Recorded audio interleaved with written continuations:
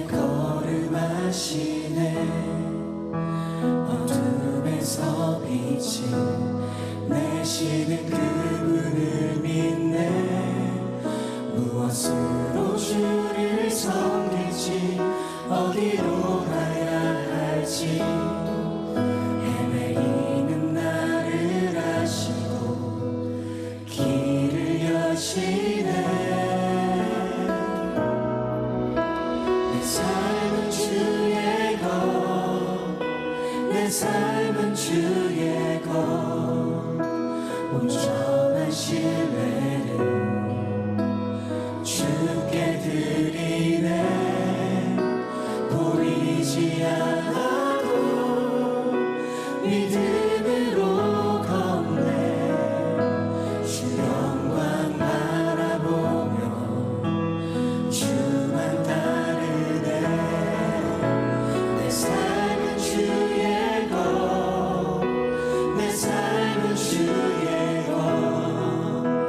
온전한 신뢰를 주께 드리네. 보이지 않아도 믿음으로 걷네. 주 영광 바라보며 주만 따르네.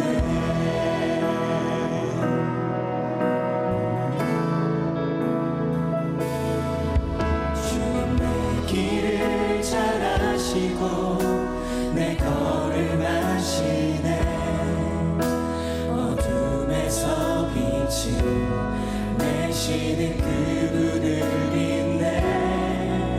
무엇으로 주를 섬길지 어디로 가야 할지 헤매이는 나를 아시고 길을 여시네. 내 삶은 주의 것, 내 삶은 주의 것. 온전한 신뢰를 주께 드리네. 보이지 않아도 믿음으로 걷네. 주 영광 바라보며 주만 따르네. 내 삶은 주의 것, 내 삶은 주의 것. 온전한 신뢰를 주께 드리네. 보이지 않아도 믿음으로 걷네.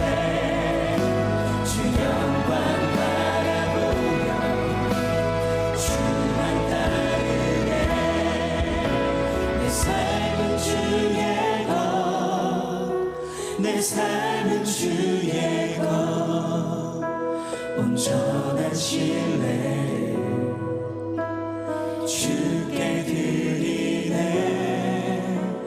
보이지 않아도 믿음으로 걷네. 주 영광 바라보며 주만 따르네. 주 영광 바라보며 주만 따르네. 할렐루야. 오늘 예배 가운데 역사하실 주님께 큰 감사와 영광의 박수 올려드리며 나아가십시다. 우리의 삶을 받아주신 주님, 예배 가운데 충만하게 역사하여 주시옵소서. 우리 모든 소망과 소원 가운데 역사하여 주옵소서. 할렐루야. 아멘. 오늘 이웃사랑 남잔치를 맞이해서 믿음으로 구원의 은혜를 누리십시오. 믿음으로 구원의 은혜를 누리십시오. 이 제목의 말씀을 가지고 함께 은혜를 나누겠습니다. 오늘 거룩한 주일 또 이웃사랑 남잔치에 함께하는 우리 성도님들, 우리 청년들, 또 특별히 오늘 초대돼서 처음 나오신 모든 분들 주님의 이름으로 환영합니다. 또 주님의 이름으로 축복합니다. 너무 잘 오셨습니다.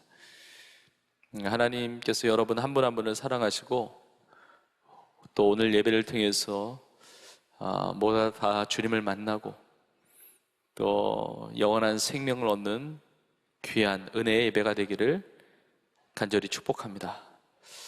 우리 서로 한번 이렇게 고백합시다. 사랑합니다, 축복합니다 고백하겠습니다. 네. 우리 한 번 더 고백하겠습니다. 참 잘 오셨습니다 고백하겠습니다. 네, 하나님이 여러분 너무 사랑하세요. 어제는 기대봄 축제가 있었습니다. 오전에는 좀 비가 왔었는데 오후에 이제 비가 이제 그치고 이제 많은 분들이 함께 교회에 오셨습니다. 우리 청년들도 너무 수고 많았습니다. 그리고 많은 우리 청년들을 비롯해서 우리 마음에 품고 기도하던 많은 대신자들이 또 함께하고 또 우리 아이들도 참 즐거운 모습을 보면서 너무 감사했습니다. 우리 청년들의 모든 수고가 헛되지 않고 하나님께서 기억하시고 또 구원의 열매를 맺게 하시는 귀한 헌신이 된 줄로 믿습니다. 우리 청년들 너무 수고 많았습니다. 너무 애 많이 쓰였습니다. 특별히 교회 안 다니는데 교회 오는 거 쉽지 않죠. 이렇게 초대해서 오셨던 분들 너무 감사하고 또 오늘 거룩한 주일 예배 자리에 함께하는 여러분들 너무 귀하고 너무 감사합니다. 하나님 보실 때 여러분 너무나 귀하게 여기시고 참 아름답게 여기십니다. 성경에 보면 로마서 10장에 보면 아름답도다 좋은 소식을 전하는 자들의 발이여 이렇게 나와 있습니다. 그러니까 아름다운 인생이 있는데 좋은 소식, 복음을 전하는 그 발이 아름답다고 하셨습니다. 내가 죄로 인하여 죽을 수밖에 없는데 나를 구원하시는 예수 그리스도를 전하는 여러분의 발걸음이 너무나 아름답고 그 아름다움의 여정에 함께하는 또 오늘 새로 오신 분들 참 아름다운 인생입니다. 아름답다라는 그 표현이 어떤 의미가 있냐면 꽃이 만발하다는 의미가 있어요. 그러니까 꽃이 시들어 있는 꽃도 아니고 그리고 꽃이 피다 만 것도 아니고 완전히 활짝 핀 그 아름다운 모습을 얘기하거든요. 여러분 한 분 한 분이 꽃과 같이 꽃보다 더 아름다운 인생들입니다. 여러분 한 분 한 분 너무 축복하고요. 그리고 오늘 말씀을 통해서 가장 중요한 메시지는 오늘 말씀의 제목입니다. 믿음으로 구원의 은혜를 누리십시오. 그래서 이 구원에 대한 두 가지의 메시지를 여러분과 함께 나누는데 첫 번째는 구원은 하나님의 은혜입니다. 저를 한번 따라해 보시겠습니까? 구원은 하나님의 은혜입니다. 하나님의 은혜라는 것은 하나님께서 이루시는 것이라는 겁니다. 그러니까 내가 이룰 수 없는 겁니다. 내가 다다를 수 없는 겁니다. 오늘 교회에 나와서 예배 드리는 것도 우리 성도님들도 마찬가지지만 오늘 교회 처음 나오신 분들도 내 결단이 중요하고 또 내 의지가 굉장히 중요하다고 생각할 수 있지만 그러나 모든 것이 하나님의 은혜인 겁니다.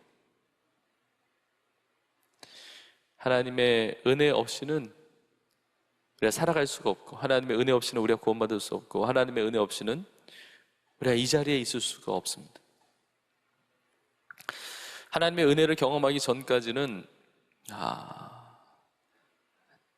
다른 것들을 찾고 지내죠.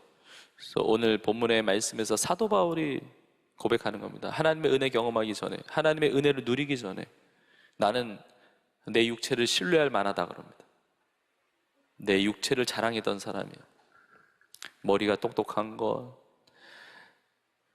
또 대단한 그 배경을 가지고 능력을 가지고 산 것을 자랑했던 인물이 바울이었습니다.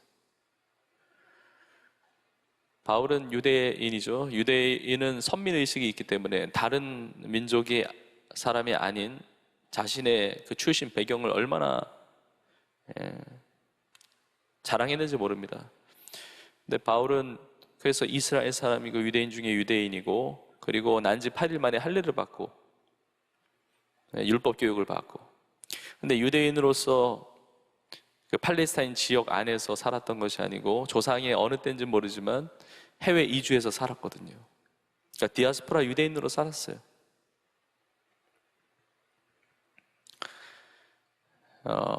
이 바울이 로마 시민권도 가지고 있었거든요. 유대인으로서 어떻게 로마 시민권을 가지고 있었을까? 아마 가정에 대단한 영향력이 있었을 것이고 당시 로마 시민권을 많이 돈 주고 샀기 때문에 아마 돈이 많았을 것이라고 예상도 됩니다. 이제 문제는 뭐냐면 자신이 가지고 있는 능력과 그 배경과 그 자신의 모든 자원이 자신을 구원하지 못했다는 것입니다. 자기의 죄를 해결할 수 없었다는 것입니다. 죄를 해결할 수 없었고 의를 얻을 수 없었다는 거죠. 구원받지 못했다는 것은 심각한 문제입니다. 사망의 공포, 두려움, 인생의 염려, 인생의 절망, 그리고 하나님은 사랑의 하나님이시지만 공의의 하나님이시기 때문에 죄가 있는데 죄 없다 말하실 수 없거든요. 죄로 말미암은 심판을 면할 수가 없습니다. 죄로 말미암아 죽은 모든 인간은 영원한 형벌을 당하게 되는데, 그러니까 이 내가 가지고 있는 모든 것들이 이 모든 것들을 해결할 수 없었다는 겁니다. 그러니까 인생이 얼마나 허망합니까? 인생이 방황하고 있었다는 겁니다. 내가 유대인이니까 유대인의 뿌리를 찾으면 좀 되나, 그래서 오늘날로 말하면 유학을 가는 겁니다. 예루살렘에 율법 교육을 받기 위해서 가서 당대의 최고의 랍비였던 가말리엘이라고 하는 사람에게 율법 교육을 받습니다. 오늘날로 말하면 가말리엘 유니버시티, 가말리엘 대학에 장학생으로 들어가서 수석 졸업하는 것과 같이 율법 교육을 철저하게 받거든요. 이것도 지켜보고 저것도 지켜보고 이것도 공부해보고 연구해보고 뭐 할 것 다 합니다. 근데 문제는 뭐냐면 그 모든 것이 나를 구원하지 못했고 나를 자유하게 하지 못했고 죄로부터 벗어나지 못하게 했기 때문에 내 안에 진정한 평강이 없고 여전히 그 인생 가운데 어두운 인생을 살아가고 있었다는 거죠. 여러분, 이유가 있습니다. 하나님의 은혜를 누리지 못했기 때문에 그렇습니다. 여러분, 사실 우리가 노력하고 결단하고 열심히 사는 건 너무 중요하지만 하나님의 은혜 없이는 그 모든 것들이 다 의미가 없는 겁니다. 다 허망한 것입니다. 사실 우리가 세상을 살아갈 때 정작 중요한 것들은 내 결단과 내 노력과 내 의지로 된 것이 아닙니다. 내가 선택한 것이 아닙니다. 우리가 지금 살아가고 있는 모든 것이 하나님의 은혜입니다. 내가 살아가고 있는 것이 내가 선택한 것입니까? 여러분, 태어나기 전에 내가 이 땅을 태어나서 살 거냐 말 거냐 내가 결정하신 분 있어요? 아니죠. 살아가게 된 거죠. 내가 어느 가정에 태어날 것인지 나의 부모님을 선택하신 분이 있습니까? 없죠. 나는 어느 시대에 태어날 거야, 내가 살아갈 연도와 태어날 날짜 정하신 분이 있습니까? 없습니다. 내 힘과 내 노력과 내 의지로 살아간다는 것은 정말 착각입니다. 사도 바울은 나는 육체를 신뢰할 만하다 그러거든요. 그 육체 자랑하는 것이 많아요. 똑똑한 머리, 배경, 자원, 모든 것. 근데 그것이 다 하나님의 은혜 아니면 다 무용지물인 것입니다. 우리가 지금 살아가고 있는데 이름을 가지고 살아갑니다. 근데 내가 가지고 있는 이름도 내가 지은 것이 아니죠. 저 이름이 황덕영이라는 이름인데 제가 만약에 저의 이름을 짓는다면 이 이름으로 안 지었을지 모르지만 저는 제 이름이 좋아요. 감사해. 근데 내가 계명하지 않는 한은 여러분이 평생 가지고 다니는 여러분의 이름이 여러분이 지은 이름이 아니라 여러분의 부모님이나 여러분을 아시고 여러분을 사랑하는 누군가가 지어준 이름입니다. 나의 성씨 내가 정한 것이 아닙니다. 내가 어느 가문에서 태어날 것이다 내가 결정한 것이 아닙니다. 나의 성별도 내가 결정한 것이 아닙니다.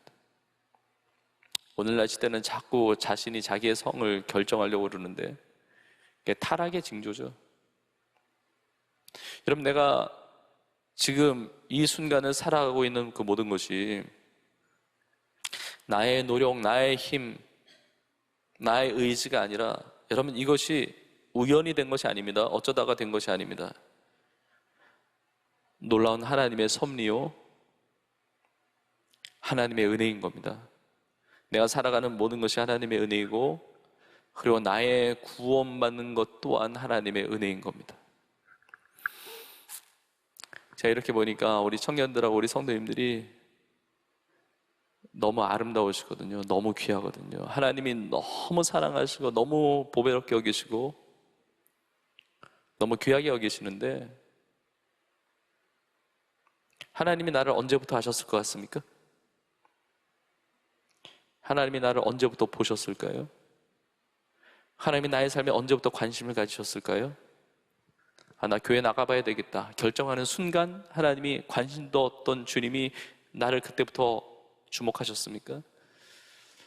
다른 때는 모르지만 오늘 처음으로 교회에 나왔기 때문에 하나님이 나를 사랑의 눈으로 바라보신다고 생각하십니까? 절대 그렇지 않습니다. 주님이 나를 언제부터 보셨는지 아세요? 다윗의 시편이 있는데 시편 139편 16절에서 이렇게 고백합니다. 내 형질이 이루어지기 전에 주의 눈이 보셨으며. 나를 위하여 정한 날이 하루도 되기 전에 주의 책에 다 기록이 되었나이다. 내 형질이 이루어지기 전에 주의 눈이 보셨다는 겁니다. 내 형질이 이루어졌다는 것은 어머니 모태 속에 태아로 있기 전에 주의 눈이 보셨다는 겁니다. 내가 만들어지기 전에, 내가 지음받기 전에 볼 것이 어디 있습니까? 존재가 없는데 내 주의 눈이 그 전에 나를 보셨다는 거예요. 여러분, 얼마나 놀라운 신비로운 말씀입니까? 내 능력으로, 내 힘으로 내가 사랑받을 자격이 돼서, 내가 능력이 돼서 하나님을 알기 때문에 하나님 나를 보셨습니까? 그렇지 않습니다. 내가 이 땅에 존재하기도 전에 주님은 나를 보셨어요. 이게 주님의 은혜입니다. 그래서 다윗은 그 앞에 구절에서 시편 139편 14절에서 이렇게 고백합니다. 내가 주께 감사함은 나를 지으심이 심히 기묘하십니다. 주께서 하시는 일이 기이함을 내 영혼이 잘 아나이다. 주님께 감사해요. 왜냐하면 주님이 다 하셨기 때문에, 내가 한 것이 없기 때문에. 그래서 주님께 감사해요. 주님이 나를 지으심이 심히 기묘하신 겁니다. 우리가 보는 성경이 개역, 개정, 번역본입니다. 근데 예전에 한국교회가 많이 쓰던 번역본이 개역 한글 성경인데, 개역 한글 성경에는 이렇게 되어 있습니다. 나를 지으심이 신묘막측하심이라. 너무 신비하고 너무 놀라운 거예요. 나를 지으신 것이. 성경이 66권으로 되어 있는데 첫 권이 창세기죠. 창세기 1장 1절, 성경의 첫 장 첫 절이 태초에 하나님이 천지를 창조하시니라 이렇게 시작합니다. 여러분, 이 천지 만물을 하나님이 창조하셨습니다. 여러분이 온 우주 만물을 보세요. 이게 우연이 됐습니까? 절대 그렇지 않습니다. 살아계신 창조주와 하나님의 작품이에요. 이 우주의 운행, 행성의 운행, 그리고 이 지구의 생태계, 물론 인간의 악한 그 욕심과 죄로 인해서 많은 것들이 삐그덕거리고 또 부족하고 위기를 맞기도 하지만, 하나님께서 창조하신 원래 상태는 보시기에 심히 좋았던 아름다운 하나님의 창조. 여러분, 인간의 몸을 보십시오. 이게 우연이 됐습니까? 절대로 그렇지 않습니다. 하나님의 굉장히 섬세한 놀라운 하나님의 지혜 가운데 디자인하셨고, 하나님의 그 계획과 섭리와 그 사랑 가운데 우리를 지으신 거거든요. 나를 짓기 전부터 하나님이 보셨어요. 짓기 전부터. 다 하나님의 은혜입니다. 살아가는 것이. 근데 내가 구원받는 것도 하나님의 은혜입니다. 여러분, 사도 바울이 이것을 깨달았습니다. 그래서 뭐라고 고백하느냐? 내가 원래 육체를 신뢰하고 육체를 내가 자랑하던 사람인데 예수 그리스도를 아는 지식이 가장 고상하기 때문에 이 모든 것을 잃어버리고 다 배설물로 여긴다. 예수 그리스도를 아는 지식이 가장 고상한 것.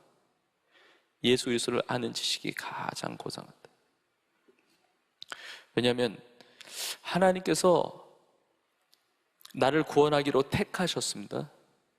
저는 확실히 믿기는 오늘 예배 자리에 계시는 우리 성도님들, 우리 청년들, 그리고 오늘 교회 처음 나오셨다 할지라도 아직 하나님의 말씀이 뭔지 모르고, 그리고 아직 내가 구원받은 그런 성도로 살아가지 않는다 할지라도, 하나님의 말씀이 내가 깨달아지지 않고 이해되지 않는다 할지라도, 여러분 한 분 한 분을 택하셨고 구원하시기로 작정하신 그 놀라운 하나님의 은혜 가운데 하나님께서 우리 모두를 이 예배 자리로 불러주신 줄로 믿습니다. 여러분, 하나님이 나를 택하셨는데 언제 택하셨을 것 같아요? 언제 택하셨습니까? 놀라운 말씀이 있습니다. 저는 오늘은 웬만하면 놀라운 말씀만 전하려고 그래요. 에베소서 1장 4절 이하에 이렇게 나와 있습니다. 곧 창세 전에 그리스도 안에서 우리를 택하사 우리로 사랑 안에서 그 앞에 거룩하고 흠이 없게 하시려고 그 기쁘신 뜻대로 우리를 예정하사, 예정하셨다는 것은 미리 정하신 것입니다. 미리 정하셨어요. 그렇게 하기로 미리 정하셨습니다. 그리고 예정하사 예수 그리스도로 말미암아 자기의 아들들이 되게 하셨으니, 내가 구원받아서 하나님의 자녀가 되는 것은 하나님의 예정하심, 미리 정하신 것. 언제 택하셨다고요? 창세 전에.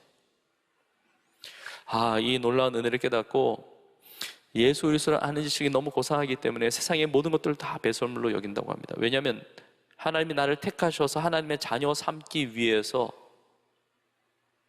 딱 하나의 방법이 있는 거예요. 하나님 그 방법을 찾으셨는데 바로 하나님의 하나밖에 없는 독생자 예수님을 이 땅에 보내셔서 나를 대신하여 십자가에서 나의 죄값을 대신 치러주심으로, 그리고 부활하심으로 내가 하나님 앞에 나아갈 수 있는 그 구원의 길을 열어주신 것입니다.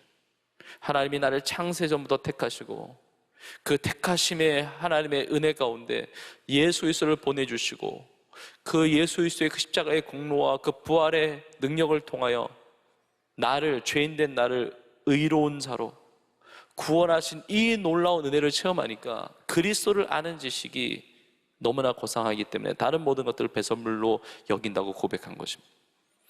여러분, 우리의 모든 삶이 하나님의 은혜인 줄로 믿습니다. 그래서 요한일서 4장 10절에 이렇게 나와 있습니다. 사랑은 여기 있으니 우리가 하나님을 사랑한 것이 아니요 하나님이 우리를 사랑하사 우리 죄를 속하기 위하여, 속한다는 것은 깨끗하게 한다는 겁니다. 사해 주시고 용서해 주시는 겁니다. 우리 죄를 속하기 위하여 화목제물로 그 아들을 보내셨습니다. 우리는 하나님의 형상으로 지음받았기 때문에 하나님과 화목하지 않으면 행복하지 못합니다.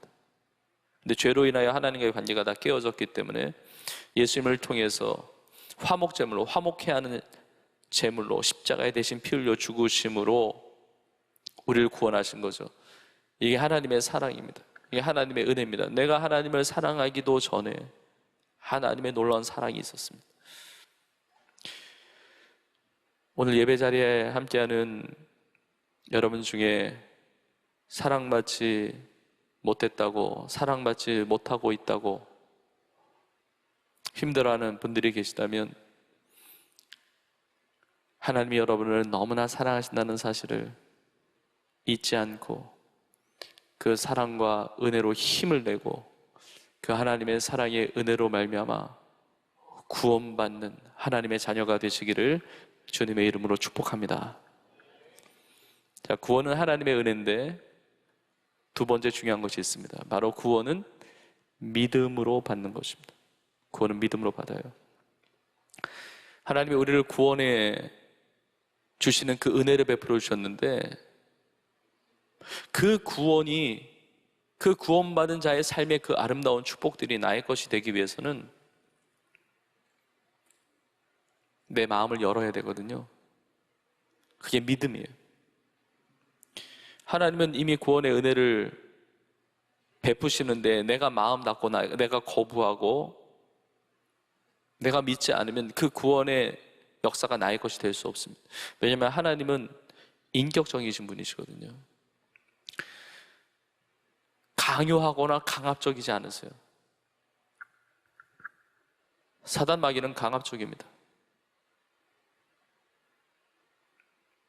원하지 않는데도 문을 박차고 들어와가지고 도둑질하고 강탈하는 존재가, 우리 인생을 파괴하는 존재가 사단 마귀거든요. 근데 우리 주님은 그러하지 않으세요. 그 풍성한 은혜를 다 준비하셨는데 우리의 마음을 두드리세요. 우리 구원의 선물을 주시는데 내가 손을 내밀지 않으면 그 선물을 받을 수가 없어요. 많은 사람들이 구원의 은혜를 베풀어 주시는 우리 주님께 손을 내밀지 않고 세상에 손을 내밉니다. 그러니까 믿음의 대상이 잘못되어 있는 것이죠. 오늘 본문에 바울이 마지막 절에 이렇게 고백합니다. 내가 가진 의라고 하는 것은, 죄인이 의인 되었잖아요. 구원받았습니다. 죄사함 받고 하나님의 은혜를 경험해서 하나님의 자녀로 사는 이 사도 바울이 고백합니다. 내가 가진 의라는 것은 율법으로 말미암은 것이 아니라 오직 그리스도를 믿음으로 말미암은 것이다. 곧 믿음으로 하나님께로부터 난 의다. 하나님께로부터 난 것입니다. 나로부터 나온 것이 아닙니다. 하나님의 은혜로 주어진 의인데 그 의가 어떻게 나의 것이 되었느냐? 믿음으로 그렇게 되었다는 것입니다. 믿음이 있어야 되거든요. 그래서 에베소서 2장 8절에 이렇게 말씀합니다. 너희는 그 은혜에 의하여, 하나님의 은혜가 있습니다. 우리 은혜로 살아왔어요. 그런데 중요한 것이 있습니다. 그 은혜에 의하여 믿음으로 말미암아 구원을 받았으니 이것은 너희에게서 난 것이 아니요 하나님의 선물이라. 오늘 예배를 통해서 하나님의 선물을 다 준비하고 계시는데 여러분 다 하나님 베풀어 주시는 구원의 선물을 이런 믿음으로 영접하고 받아들이고 여러분 모두가 구원받는 하나님의 자녀들 될 수 있기를 주님의 이름으로 축복합니다. 많은 사람들이 이 믿음이 없습니다. 예수를 믿지 않으니까 그 하나님의 풍성한 사랑을 누리지 못하거든요. 이게 하나님의 안타까움이세요. 예레미야 2장 13절에 보니까 하나님께서 안타까운 마음으로 이렇게 말씀하십니다. 내 백성이 두 가지 악을 행하였나니 곧 그들이 생수의 근원되는 나를 버린 것과 스스로 웅덩이를 판 것인데 그것은 그 물을 가두지 못할 터진 웅덩이들이니라. 생수의 근원, 우리 인생의 목마름을 해결하실 수 있는 유일한 분, 우리 하나님이신데, 우리 주님이신데 그 생수의 근원 잃어버리니까 다 목마른 거예요. 그리고 열심히 안 사는 거 아닙니다. 열심히 살아요. 근데 스스로 웅덩이를 파요. 거기서 뭔가 나올 줄 알고, 그러면 행복할 줄 알고, 그럼 만족을 줄 줄 알고, 그럼 내가 구원받을 줄 알고, 내 인생에 잘 사는 줄 알고 그 웅덩이를 판단 말이에요. 웅덩이를 파는데 물을 가두지 못하는 터진 웅덩이입니다. 소위 말해서 밑 빠진 독에 물 붓기예요. 공부를 하든 좋은 사람을 만나든 사업을 하든 돈을 많이 벌든 뭐 어떤 일을 하든지 간에 이게 다 필요 없다는 것이 아니라 예수를 믿지 않는 인생은 이게 다 아무 의미가 없는 거예요. 다 허망한 것입니다. 여러분 힘들게 태어나가지고 힘들게 살아간다. 우리 인생이 버거울 때가 많습니다. 살아가는 게 얼마나 힘듭니까? 공부하는 것, 취직하는 것, 직장생활하는 것, 자녀 양육하는 것, 결혼하는 것, 그리고 어떤 내 꿈을 이뤄가는 것. 여러분 이게 다 얼마나 버겁습니까? 근데 힘들게 살다가 예수님 믿지 않고 죽었다? 얼마나 허탄한 인생입니까? 구원받지 못하고 죄사함 받지 못하고 영원한 형벌에 빠지는 인생이 얼마나 안타까운 인생입니까? 근데 힘들게 살다가 죽은 인생도 안타깝지만 잘 살다가 성공하며 살다가 죽은 인생도 예수님 믿지 않으면 다 허탄한 인생이 되는 것입니다. 나의 목마름을 해결할 수가 없습니다. 17세기 프랑스의 유명한 철학자하면서 또 신학자, 기독교 변증가였던 블레이즈 파스칼이 팡세라는 책을 썼죠. 거기에 그렇게 표현했듯이 우리 인간의 마음 속에는 하나님이 아니고서는 채울 수 없는 텅 빈 공간이 있다. 이것저것 다 안 됩니다. 목마름을 해결할 수가 없습니다. 아무리 세상 자랑, 아무리 세상 자원, 아무리 내가 세상의 쾌락을 추구하고 별짓을 다 해도 하나님만이 채우실 수 있는 텅 빈 공간이 있다는 거예요. 그래서 많은 사람들이 고난 속에서 예수님을 믿습니다. 여러분, 예수님 믿으려면 다 고난 받으셔야 된다는 얘기가 절대로 아니라, 고난이 없이 내가 잘 살고 있다고 생각하면요, 주님이 보이지가 않습니다. 터진 웅덩이로 안 보이거든요. 나 잘 살고 있는 것 같은데, 난 저 사람보다 평균 이상으로 살아가는 것 같은데, 뭐 인생 살아가는 게 다 그렇지 뭐, 똑같지 뭐, 뭔가 잘 이루어져 가고 있고, 그런 생각을 가지면 주님의 음성이 안 들립니다. 그리고 신앙생활, 믿음 갖고 신앙생활 할 것에 대한 관심도 없어요. 근데 언제 주님을 믿기 시작하냐면, 내가 기대는 그 대상들, 내가 믿음의 대상으로 삼았던 그것들이 하나 둘씩 끊어져 나가기 시작할 때, 아, 그것이 믿음의 대상이 아니구나. 예기치 않은 질병이 찾아오고, 인생의 목표했던 것들이 이루어지지 않고, 그리고 가정의 아픔을 겪고, 자녀들에게 문제가 생기고, 생활고의 고통이 있고, 여러 가지 인생의 여러 가지 부분에 어떤 뭐 관계의 아픔이 있고, 이런 것들이 찾아올 때 막다른 골목과 같이, 낭떠러지의 선곡과 같이 내가 기댈 대상, 내 믿음의 대상이 아무것도 의미가 없다는 이 부질없음을 깨달을 때, 나를 사랑으로 기다리시는 그 주님의 은혜 앞에 내 손을 내밀어 주님을 의지하는 그 믿음을 갖게 된다는 것입니다. 저는 우리 모두가 생수의 근원 되시는 주님을 버리지 않고 터진 웅덩이에 붙잡고 씨름하는 것이 아니라, 우리 주님을 믿고 이 생수의 은혜, 이 구원과 이 구원으로 받는 놀라운 아름다운 축복들을 누리며 살아가는 우리 모두가 되시기를 간절히 축복합니다. 이스라엘 땅 사마리아 지역에 수가성이라고 하는 자그마한 동네가 있는데, 그 수가성에 한 여인이 있었습니다. 그 여인은 너무 인생이 힘든 일이 많았고 고통이 많았습니다. 결혼 생활을 5번 실패했거든요. 5번. 철없는 사람은 결혼 5번 했다는 게 좋은 줄 알아요. 그게 아니라 5번이 실패했다니까요. 인생의 꿈이 다 좌절되고, 그러니까 살고 싶지 않아요. 사람을 만나고 싶지 않아요. 너무 상처가 커요. 인생이 너무 목마른 거예요. 그래서 사람들의 눈을 피해가지고 야곱 때부터, 조상 때부터 이렇게 내려왔던 야곱의 우물에 물을 얻고자 물동이를 이고 그 떼약볕에 걸어옵니다. 그때 예수님을 만납니다. 더 정확히 말한다면 예수님이 만나주셨어요. 예수님이 이 사마리아 여인을 구원하기를 원하셨어요. 이 사마리아 여인의 삶에 은혜를 베풀기를 원하셨어요. 그래서 그리로 찾아가셨고 이 여인을 만나주셨습니다. 예수님이 이 사마리아 여인에게 이렇게 물었습니다. 이렇게 말씀하셨습니다. 너가 내가 누구인 줄 알면 나에게 물을 구했을 것이다. 근데 이 여인이 이렇게 반문합니다. 이 여인은 예수님이 누구신지 모르니까, 그리고 육신의 눈으로 보는 것이 전부이기 때문에 이렇게 반문합니다. 이 야곱의 우물이 얼마나 깊은데, 그리고 당신 보니까 우물에서 물을 기를 그릇도 없는데 어디서 물을 구해서 나에게 준단 말입니까? 근데 예수님께서 이 여인에게 이렇게 말씀하십니다. 요한복음 4장 13절 이하에 예수께서 대답하여 이르시되 이 물을 마시는 자마다 다시 목마르려니와.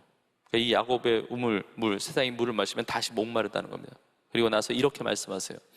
내가 주는 물을 마시는 자는 영원히 목마르지 아니하리니 내가 주는 물은 그 속에서 영생하도록 솟아나는 샘물이 되리라. 저는 우리 모두가 이 영원한 생수, 영원토록 목마르지 않는 이 생명의 물, 여러분 다 마실 수 있기를 간절히 축복합니다. 성경 전체를 보면 예수님을 믿는 것이 이 영원한 생수를 얻는 것입니다.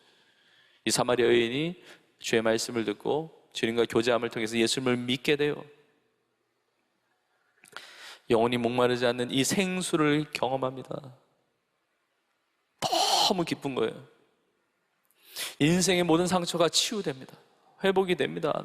너무 감사하고 구원해 주신 그 놀라운 구원자 예수님을 만났다는 이 감격과 기쁨, 삶이 그냥 치유되고 회복이 되고 완전히 변화되고, 그래서 물동이 버려두고 동네로 뛰어들어가서 내가 만난 예수님 만나보라고, 예수님은 구원자시라고, 예수님은 그리스도시라고 전하게 됩니다. 전도하면서 그 놀라운 간증을 나누게 되는 것입니다. 여러분, 바울도 간증이 있었습니다. 예수님 만나기 전에 육체를 자랑하면서 그러나 허망하고 방황하는 인생을 살았지만 예수 그리스도를 만난 이후에 예수 그리스도를 아는 지식이 가장 고상하다고, 내가 가진 이 의는 믿음으로 하나님으로부터 말미암은 의라고 이 간증하잖아요. 여러분, 예수님을 믿으면 우리의 삶에 놀라운 변화가 생깁니다. 역사가 주전과 주후로 나뉘어져 있듯이, BC와 AD, 주전과 주후로 역사가 나누어져 있듯이 예수님을 믿게 되면 예수님 믿기 전의 인생과 믿은 후의 인생이 완전히 달라져요. 완전히 달라집니다. 그래서 고린도후서 5장 17절에 말씀하시잖아요. 그런즉 누구든지 그리스도 안에 있으면, 그리스도 안에 있다는 것은 예수님을 믿음으로 가능해요. 예수 그리스도 안에 있으면 새로운 피조물이라. 이전 것은 지나갔으니 보라 새 것이 되었도다. 여러분, 예수님을 믿으면, 오늘 예수 그리스도를 믿게 되면 여러분의 과거의 삶과 여러분의 앞으로의 삶은 완전히 달라지는 것입니다. 새로운 축복이 있습니다.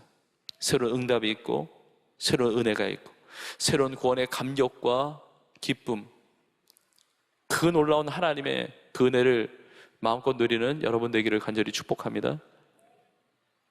수가성 사마리아 여인이나 바울만의 이야기가 아닙니다. 우리 청년들, 또 우리 성도님들의 이야기일 뿐만이 아니라 오늘 교회 처음 나오신 분들의 이야기도 되는 겁니다. 오늘도 우리 청년이 이렇게 귀한 간증을 나누어 주었는데, 오늘 이웃사람 잔치 보내면서 1부부터 4부까지 우리 성도님들이 간증을 하셨습니다. 1부터 4부까지 다 다른 성도님들이 간증을 하셨고, 제가 미리 간증도 보고 그 간증문도 읽고, 그리고 간증을 통해서 우리 성도님들이 은혜 받으시도록 기도도 했지만, 간증거리가 있다는 게 무슨 말인지 아세요? 주님이 살아계시다는 겁니다. 주님은 살아계시고 지금 역사하시고 지금 내 삶에 새로운 일들을 행하시는, 구원을 베푸시는 주님이라는 것이죠. 예수님 믿기 전에는요, 진정한 변화가 없습니다. 예수님 믿기 전에 모든 이야기는 다 방황하는 이야기예요. 어두운 이야기예요. 뭐 아무리 좋은 이야기 해봐야 죄 아래에 있는 이야기거든요. 근데 예수님을 믿으면 완전히 변화됩니다. 저는 이 예배 자리에 있는 분들이 한 분 한 분, 저는 청년들 너무 사랑하거든요. 아실란가 모르겠지만 하여튼 너무 귀하게 여겨요. 그런데 각자의 이야기가 달라요. 하나님이 베풀어 주신 너무나 놀라운 간증들이 있습니다. 그리고 마찬가지로 이 자리에 계신 분 중에 한 분도 빠짐없이 하나님의 특별한 은혜가 있습니다. 정말 그런 이야기를 들을 때마다 감격스러워요. 저의 삶도 그렇지만 우리 성도님들의 삶을 통해서 하나님 정말 살아계시고 하나님의 은혜를 베풀어 주시고 그리고 구원케 하시는 이 기적이 너무나 놀랍습니다. 지난 주간에 성경필사 완성하신 성도님을 기도해 드렸습니다. 우리 성도님들 중에 많은 분들이 성경필사 하셨고, 그 성경필사 하고 계시는 우리 성도님들, 우리 청년들도 많이 있습니다. 처음 교회 오신 분들은 성경필사가 뭔지 잘 모르실 수 있지만 성경 창세기부터 요한계시록까지 이게 분량이 적지 않습니다. 네. 이 성경 전체를 창세기부터 요한계시록 마지막까지 이렇게 쭉 읽는 것을 성경 통독이라고 하고, 성경 통독도 시간이 많이 걸리죠. 근데 성경 통독이 아니라 이 성경을 처음부터 끝까지 그대로 쓰는 거예요. 이게 성경 필사거든요. 시간이 오래 걸립니다. 그런데 지난 주간에 기도해 드렸는데 가족 3명이 다 완성해서 3권을 재본해서 기도해 드리게 됐어요. 우리 교회 비전공동체 청년 자매가 4년 전에 코로나 기간이죠. 4년 전에 가족들한테 제안을 한 거예요. 이렇게 말씀에서 가까이 있지 않으면 우리의 신앙이 메마를 수밖에 없으니까 우리 가족들이 다 같이 성경을 필사했으면 좋겠다. 그래서 7명이 시작했다는 거예요. 7명이 시작을 했는데 4년이라는 시간이 지나면서, 그러니까 하루에 조금이라도 필사를 하면서 꾸준히 해서 필사를 하자, 이렇게 시작을 해서 7명 중에 3분이 완성을 해가지고 이번에 제보를 받고 제가 이제 기도를 해드렸는데, 그래서 우리 청년 자매의 어머니 권사님, 또 우리 청년, 그리고 청년의 여동생의 남편, 그러니까 제부죠. 제부도 성경 필사를 다 완성해서 왔어요. 근데 놀라운 사실은 뭐냐면, 저는 이제까지 성경 필사 완성해서 기도해 드릴 때 성경 필사를 완성한 성도님들만 기도해 드렸거든요. 뉘앙스를 아시겠어요? 이 3분 중에 우리 청년의 제부 있잖아요. 여동생의 남편이 교회를 안 다녀요. 예수님을 안 믿습니다. 신앙생활 안 해요. 교회 등록도 안 하고. 근데 성경 필사를 완성했어요. 놀라운 거 아닙니까? 너무 놀라서 말도 못하네요. 아니, 신앙생활을 열심히 하고 믿음생활 잘해도 성경 필사 다 마치는 것 어렵습니다. 쉽지 않아요. 그런데 교회를 안 다니는데, 신앙생활을 안 하는데 어떻게 성경 필사를 이걸 다 할 수가 있습니까? 근데 자초지종을 들어보니까 4년 전에는 결혼하기 전이었대요. 그래서 우리 성도님의 가정 안에서 결혼하려면 성경 필사 정도는 해야 되지 않느냐, 그래서 사랑의 힘으로 시작을 했겠죠. 여러분은 표정이, 그런 집안에는 결혼하고 싶지 않다 이런 표정이 있는데, 근데 사랑의 힘으로 해서 뭐 고비고비 있었겠죠. 그런데 여러분, 그것만이 아닙니다. 그냥 결혼한 지 한 4년 정도 됐고, 그리고 딸 아기를 데리고 같이 기도받으러 왔습니다. 하나님의 택하심과 하나님의 은혜 가운데, 하나님이 구원하시는 계획 가운데 그분의 삶의 여정을 인도해 오신 거예요. 여러분, 나에게 있는 작은 믿음이라도 과소평가하지 마십시오. 겨자씨만한 작은 믿음이라 할지라도 그 믿음을 통해서 구원을 주시는 하나님의 역사가 이루어집니다. 너무 놀랍잖아요. 중간에 고비가 있었는데 끝까지 쓴 거예요. 이 가족이 4년 동안에 이제 따로 이제 각자 집이 있으니까 각자 알아서 필사하기는 어려울 것 같으니까 매일마다 일주일에 4일 동안은 정해진 시간에 줌으로 모여서 같이 30분 동안 필사를 하고, 일주일 동안 3일은 각자 자유롭게 자기의 시간에 따라서 필사를 해서 4년 동안 다 마친 거거든요. 그 성도님이 지난 주간에 이제 기도를 받고, 어제 기대봄 축제에도 오시고, 그리고 오늘 이웃사랑 나잔치 예배를 드리면서 교회에 등록하셨어요.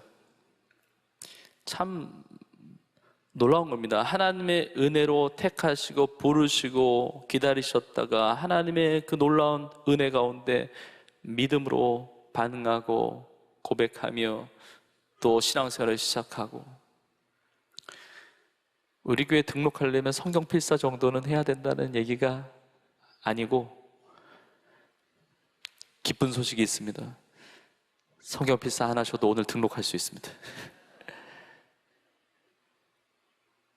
그리고 그런 봉사나 헌신이나 그런 것들이 하나도 없다 할지라도 오늘 이 시간에 전적인 하나님의 은혜로 말미암아 여러분 믿음으로 다 구원받으실 수가 있어요. 여러분, 우리 주님을 나의 목자로 삼으세요. 내 인생의 핸들을 주님께 맡기세요. 주님의 은혜에 나의 믿음으로 고백하세요. 영접하세요. 시인하세요. 예수님이 나의 구주이시며 나의 유일한 구원자이시며 나의 모든 죄를 사해 주시는 유일한 구원자가 되십니다. 이 고백을 하세요. 주님께 핸들을 맡기면 주님이 내 영혼을 소생시키시고 주님의 이름에 명예를 걸고 내 삶을 의의 길로 인도하십니다. 시편 23편 4절에 이렇게 나와 있습니다. 내가 사망의 음침한 골짜기로 다닐지라도 해를 두려워하지 않을 것은 주께서 나와 함께 하심이라. 주의 지팡이와 막대기가 나를 안위하시나이다. 사망의 음침한 골짜기를 다닐 때에라도 주님이 나와 함께 하십니다. 주님은 사랑으로 나를 바라보시고 사랑으로 기다리셨어요. 여러분, 오늘 미루지 마시고 오늘 나에게 구원의 손길을 내밀어 주셨던 우리 주님의 손을 붙들고 믿음으로 다 구원받기를 주님의 이름으로 축복합니다. 설교를 마무리하면서 마지막 구절입니다. 고린도후서 6장 2절. 이르시되 내가 은혜 베풀 때에 너에게 듣고 구원의 날에 너를 도왔다 하셨으니 보라 지금은 은혜 받을 만한 때요 보라 지금은 구원의 날이로다. 네. 은혜 받을 때 주님이 우리를 들으셨어요. 우리의 신음소리에도 들으셨습니다. 주님이 나를 바라보셨습니다. 오늘이 은혜의 날이고 오늘이 구원의 날입니다. 예배드리는 모든 분들이 다 하나님의 은혜 믿음으로 말미암아 그 구원의 축복을 다 누리시기를 주님의 이름으로 축원합니다.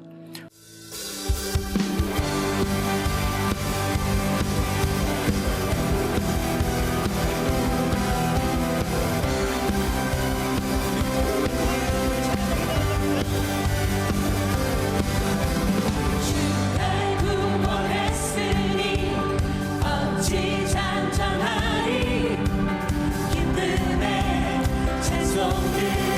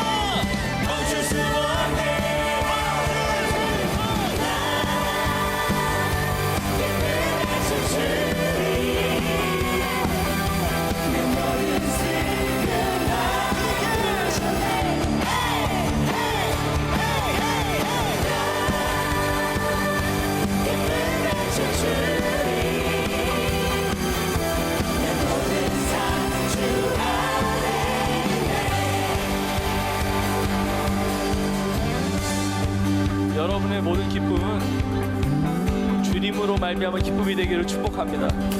그러면 세상으로 인해서 기뻐하는 것이 아니라 주님으로 기뻐하시고 주님께 나의 사랑을 드리며 열정을 드리며 끝까지 믿음으로 구원받은 자녀답게 승리할 수 있기를 주 이름으로 축복합니다. 주님이 나의 삶의 기쁨의 근원입니다. 세상을 기쁨의 근원 삼지 말고 오직 주님만 기쁨의 근원 삼고 승리하는 여러분 될 수 있기를 주의 이름으로 축원합니다. 우리 나의 사랑과 나의 열정을 주 앞에 올려드리며 함께 고백하며 찬양하겠습니다.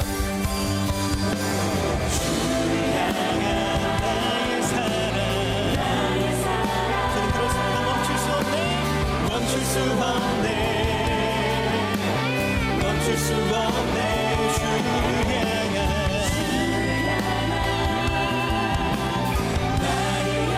이 세상 그 무엇도 멈출 수가 없네. 그럼 준비되셨습니까? 다같이 1, 2, 3, go!